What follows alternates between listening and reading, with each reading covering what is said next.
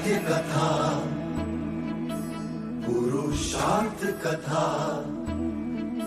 सुनो सुनो सिद्धार्थ कथा।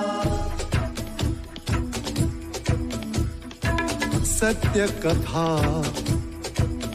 पुरुषार्थ कथा, सुनो सुनो सिद्धार्थ कथा। चढ़ते सूरज सा तेजवान वो कीर्तिमान, हुंकार भरे जब कूच करे, थर थर कांपे आसमान। वो राजपुत्र वो शूरवीर, पर्वत को भेद दे उसके तीर, शांति का स्रोत करुणा की धार, निर्झर झरे मन से अपार। वो राजपुत्र वो शूरवीर, पर्वत को भेद दे उसके तीर, है शाक्य वंश का वो तारा, जगमग है जिससे जग सारा। सत्य कथा, पुरुषार्थ कथा, सुनो सुनो सिद्धार्थ कथा।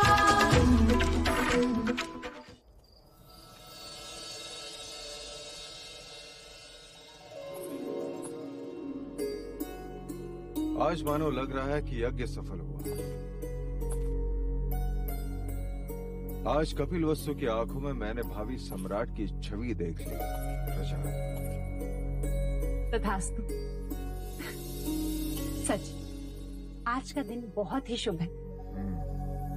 सिद्धार्थ ने अपनी क्षत्रियता का प्रमाण दे दिया और 10 वर्ष पश्चात यशोधरा को देख के मन प्रसन्न हो गया। हाँ प्रजा, परंतु चिंता इस बात की है कि देवदाह लौटने के पश्चात राजा दंडपानी उसके साथ कैसा व्यवहार करेंगे। बिना उनकी आज्ञा लिए यहाँ जो आई है। कुछ नहीं होगा। पिता कितना भी कठोर हो, पुत्री के आगे झुक ही जाता है। क्यों? क्योंकि वो जानता है पुत्री पिता के यहाँ अतिथि होती है।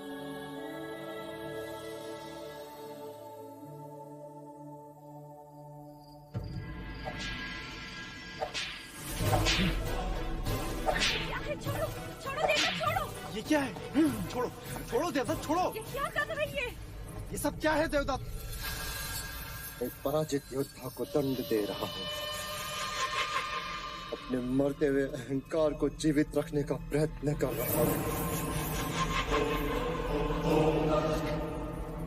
निराश न हो देवदत्त, और ये कोई अंतिम प्रतियोगिता नहीं है। आज सिद्धार्थ का भाग्य अच्छा था तो वो जीत गया, परंतु कल कुछ नहीं होगा पिताजी। कल एक भव्य शोभा यात्रा होगी।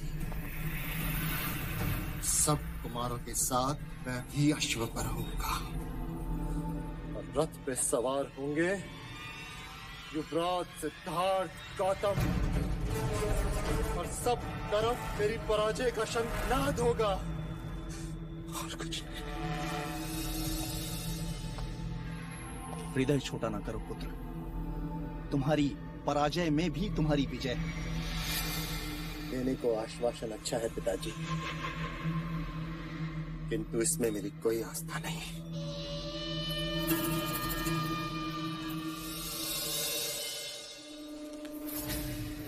इस पर तो है, महाराज ने दिया है, तुम्हारे लिए है।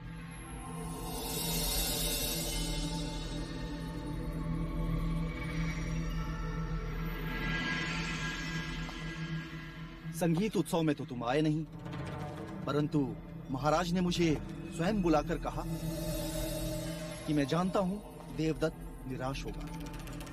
उसे जाके कहना कि स्पर्धा में कोई विजयी होता है तो कोई पराजित, परंतु इसका अर्थ ये नहीं कि जो पराजित हुआ उसका मूल्य कम हो गया। देवदत्त और सिद्धार्थ तो कपिल वस्तु के दो नेत्र हैं। सिद्धार्थ मेरा अभिमान है तो देवदत्त सम्मान।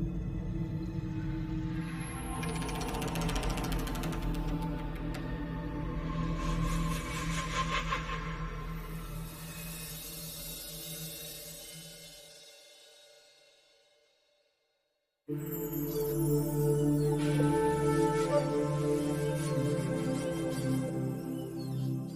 वहाँ अकेला छोड़कर यहाँ क्या देख रहे हो? राजप्रसाद की सीमा। उसमें देखने जैसा क्या है? कल शोभा यात्रा होगी गोपा। कल प्रथम बार मैं राजप्रसाद की सीमा पार जाऊंगा। क्या तुम आज तक कभी राजप्रसाद के बाहर नहीं गए? नहीं।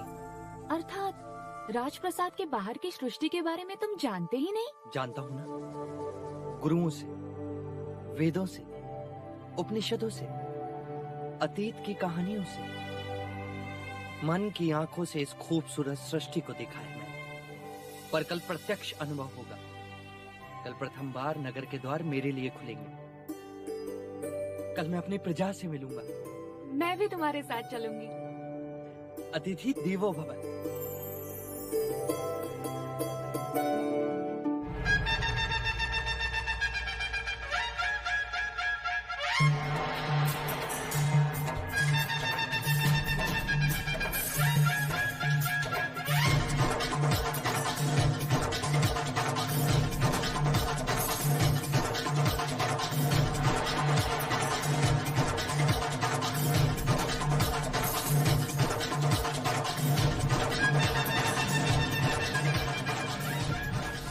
पूरी सावधानी रखी है ना महामंत्री? जी महाराज। युवराज सिद्धार्थ इस मार्ग से यात्रा करेंगे। वहाँ चारों ओर सुगंधित फूल, हंसते चेहरे और प्रसन्नता का संगीत होगा। चारों ओर युवा जगत ही दिखेगा। ऐसा कुछ नहीं होगा जिससे उन्हें दुख पहुंचे।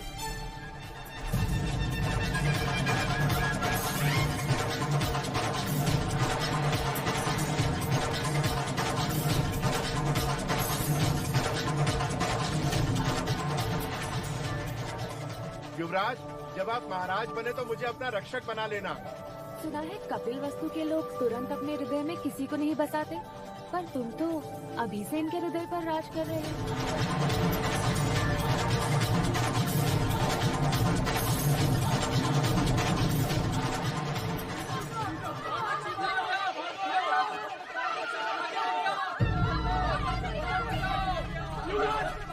बचाओ युवराज! बचाओ युवराज! क्या हुआ, क्यों चिल्ला रहे हो? हमारी बच्ची को चीता उठा कर ले गया। कब? बस थोड़ी देर पहले युवराज। तब तो निकट ही होगा। चलो चलो। युवराज, आप यात्रा छोड़कर नहीं जा सकते। ये समाचार सुन मैं रुक भी नहीं सकता। महाराज सुनेंगे तो अनर्थ हो जाएगा। आप चिंता न करिए, मैं और देवदास युवराज के साथ जाते हैं। आप राजप्रसाद जाइए। चल।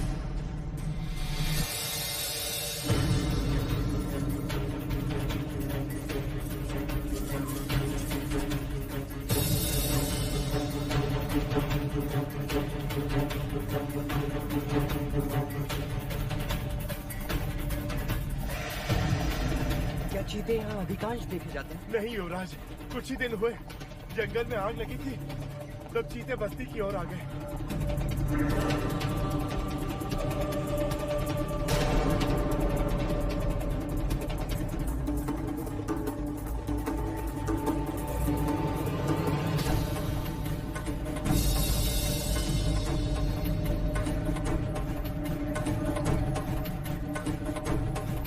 वो देखो, चीते के पंजों के निशान।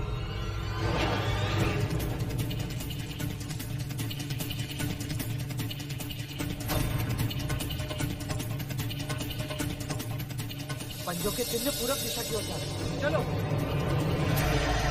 चीता अपने आखेट को दूर तक नहीं ले जा सकता, वो यही कहीं होगा। केवल एक बार दिखाई दे जाए, जीवित नहीं छोड़ूंगा उसे। नहीं जेठ, तुम उसकी हत्या नहीं करोगे, हम उसे जीवित पकड़ेंगे।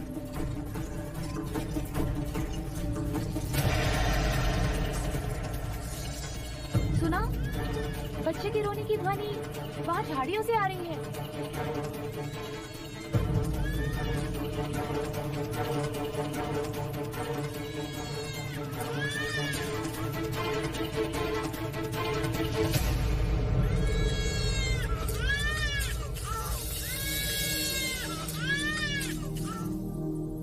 ये तो चमत्कार हो गया, बालक जीवित है। जीवित है, पर इसका रक्तस्राव रोकना पड़ेगा।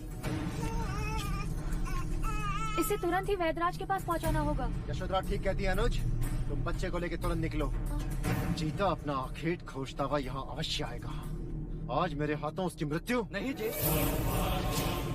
तुम उसकी हत्या नहीं करो, तुम उसे जीवित पकड़ो। वचन दो मुझे, वचन दो ज्येष्ठ। ठीक है, नहीं करूंगा, किंतु इस समय तुम केवल बच्चे के बारे में सोचो, चीते के बारे में नहीं। जाओ।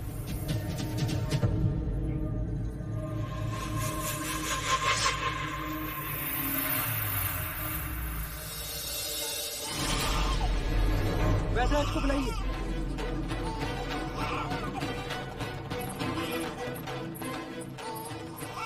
और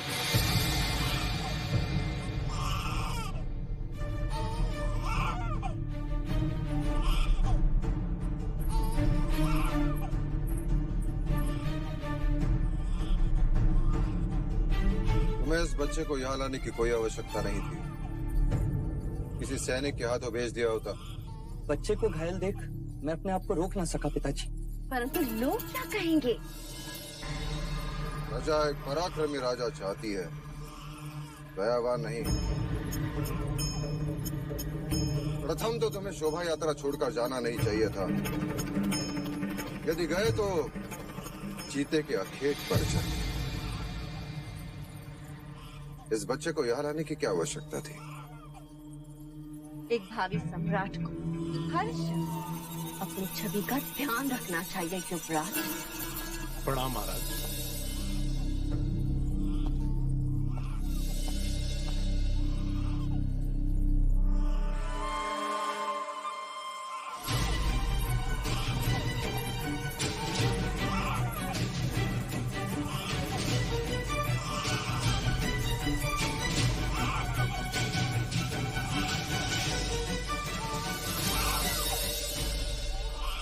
रक्तस्राव रोकने का प्राथमिक उपचार कारगर रहा।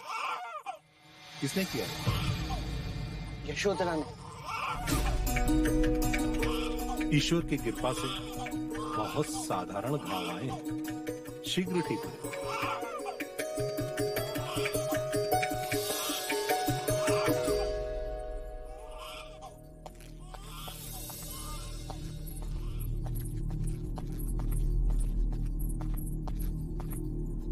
आज हमारे पुत्र ने एक बच्चे के प्राण बचा लिए थे, परंतु एक शूरवीर कहलाने का अवसर खो दिया।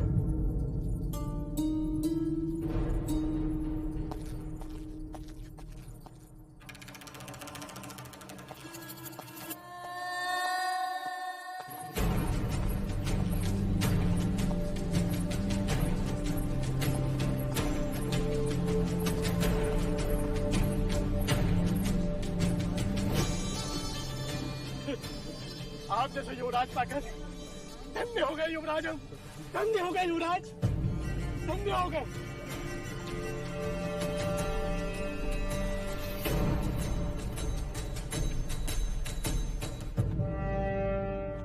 युवराज की, युवराज की, युवराज की, युवराज की, युवराज की, युवराज की, युवराज की। पूरा राजप्रसाद आपके पुत्र के जयघोष से गूंज रहा है देव। सम्राट में करुणा नहीं होनी चाहिए प्रजापति। सत्ता वही रहती है जहाँ भय होता है। मैं मानता हूँ कि आयु के साथ साथ विचार भी बदलते हैं, परंतु आंखों में अपने पिता के प्रति स्नेह घटता है, ये कभी नहीं सुना था। सिद्धार्थ,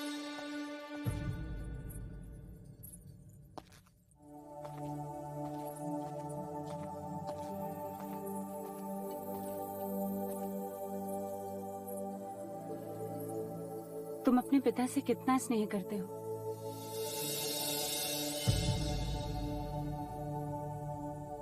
जितना एक पुत्र अपने पिता से करता है।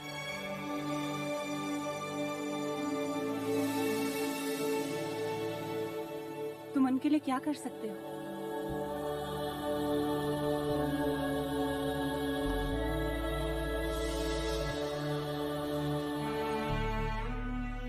अगर वो कहें तो भी इन चरणों पर अपने प्राणों को त्याग सकता हूं।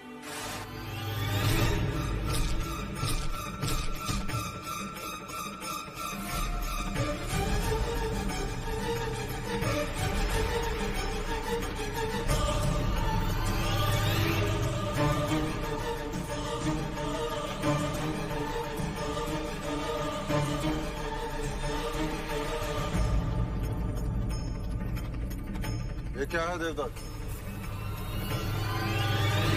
उसी नरभक्षी का सर जिसने बालक पर आक्रमण किया।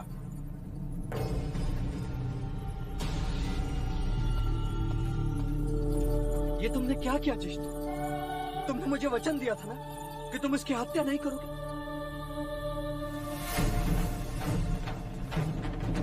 और काका, हमने प्रयत्न किया था सिद्धार्थ, परंतु वो भाग रहा था। ये तो देवदत्त की वीरता थी, नहीं तो वो हमारे हाथ से निकल जाता। तो क्या उसे जीवित नहीं पकड़ सकते थे? तो क्या होता उससे? हमसे कहीं दूर जंगल में छोड़ा थे ताकि वो नरभक्षी किसी और के प्राण ले सके। वो नरभक्षी नहीं होते, हम उन्हें बनाते। उसने मनुष्य के बच्चे के प्राण लिए हैं। नहीं, वो बच्चा सुरक्षित है। और यदि उसकी मृत्यु हो जाती तो? मात्र शंका और एक प्राणी के जीवन को समाप्त कर दिया आपने। आखिर कहते हैं सिद्धार्थ, यदि मुझे संभवता लगे कि कल राज्य पाने के लिए तुम मेरी हत्या कर दोगे तो क्या अनुचित करूंगा? यदि मैं आज ही तुम्हारा वध कर दूं तो ज्येष्ठ।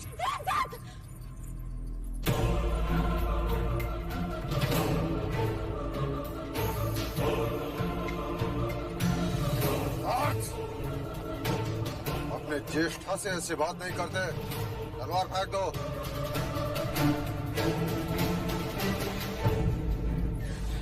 देवदत्त सत्य कह रहा है युवराज सिद्धार्थ। यदि पशु एक बार भी मनुष्य रक्त चखले तो पूरी बस्ती उजाड़ देता है। और युद्ध के नाम पर हम मनुष्य होकर भी बस्तियां नहीं उजाड़ते। केवल वीरता दिखाने के लिए हम उनका जीवन छीन लेते हैं। परीक्षा हमारी और प्राण गंवाए वो हमारे लिए आखेट का आनंद और उनके लिए जीवन का अंत। क्या यह अन्याय नहीं? नहीं, मेरे देवता तक कोई अन्याय नहीं किया। कहीं ये ईर्ष्या तो नहीं कि जो कार्य तुम्हें एक युवराज को करना चाहिए वही कार्य मेरे पुत्र ने पूरा कर दिया। तुम्हें तो इसकी प्रशंसा करनी चाहिए, परंतु तुम इसी को दोषी ठहरा रहे हो। क्या ये अन्याय नहीं?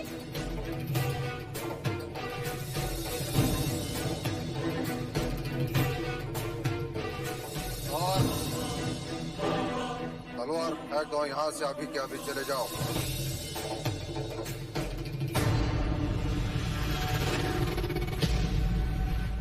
चले जाओ।